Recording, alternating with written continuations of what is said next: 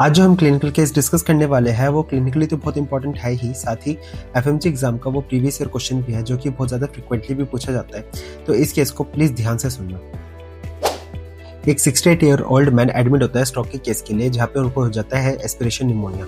Aspiration pneumonia को treat करने के लिए उनको दी जाती है second round of IV antibiotics, और जहाँ पे उनकी जो कंडीशन है वो बहुत ज़्यादा इंप्रूव भी होती है, उनका जो कंसल्टेशन है वो भी कम हो जाता है। बट उनको टेम्परेचर आना शुरू होता है और उनको एब्डोमिनल पेन भी होना शुरू हो जाता है। जो उनकी नर्स होती है वो बताती है कि इनकी जो बबल हैबिट्स है बहुत ज़्यादा फ्रीक्वेंट हो चुकी है और वो लार्ज वॉल्यूम ऑफ स्टूल्स पास कर रहे हैं, और जो कि ग्रेनिश और लिक्विड कंसिस्टेंसी के भी है। जब पेशेंट का एब्डोमिनल चेक किया जाता है तो उनकी जो बबल हैबिट साउंड्स है वो बहुत ज़्यादा हाइपर एक्टिव भी है, और एब्डोमेन भी डिस्टेंडेड दिख रहा है और टेंडर भी है।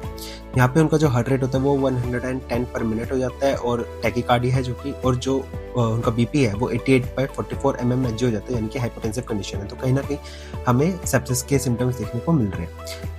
जब उनका एब्डोमिनल एक्सरे कराया जाता है तो हमें लार्ज डायलेटेड बबल लूप्स देखने को मिलती है, और साथ ही म्यूकोसल एडिमा के भी फीचर्स देखने को मिलते हैं एज अ थिकन्ड हॉस्टल फोल्ड्स, जो कि सजेस्ट करता है टॉक्सिक मेगाकोलोन। तो ये जो कंडीशन है इसको बोलते हैं हम सूडोमेम्ब्रेनस कोलाइटिस। ये बेसिकली कॉज होती है because of the infection of the clostridium difficile bacteria की वजह से, जो कि हमारे गट में नॉर्मली प्रेजेंट होता है।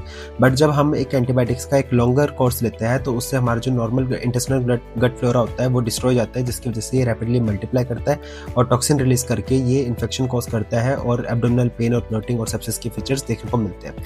तो एफएमजी के केस में भी ये टिपिकल हिस्ट्री आ सकती है कि एक पेशेंट एंटीबायोटिक्स के कोर्स पे और उसको फॉलिंग पेन हो रहा है, एब्डोमिनल पेन हो रहा है, सेप्सिस के फीचर्स आपको दे देंगे, तो डेफिनेटली सूडोमेम्ब्रेनस कोलाइटिस है।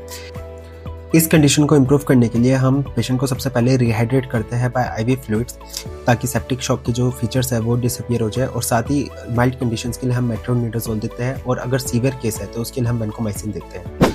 अगर अपनी क्लिनिकल नॉलेज को स्ट्रॉन्ग करने के लिए और एफएमजी से रिलेटेड सारे इंपॉर्टेंट टॉपिक्स पे as a clinical case point of view से समझने के लिए फॉलो करो द मेड डेस्क, जहाँ पे मैं लाता हूँ आपके लिए हर बार as a case based learning.